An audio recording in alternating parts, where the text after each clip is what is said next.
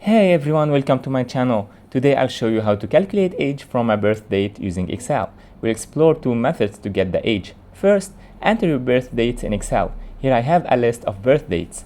Now let's start with the first method. In the adjacent cell, enter the formula equal today minus A2 divided by 365.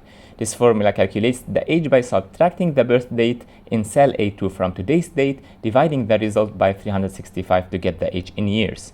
Instead, you can use a better method to get the age in years, months, and days. Just enter equal text today minus A2, comma, double quotes, double Y, two double quotes, years, comma, two double quotes, double M, two double quotes, month, comma, two double quotes, double D, two double quotes, days, and three double quotes.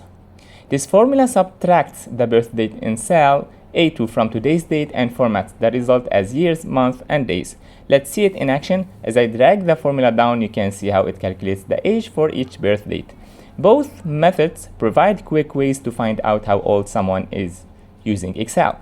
Thanks for watching. If you found this video helpful, please like, comment, and subscribe for more Excel tips and tutorials.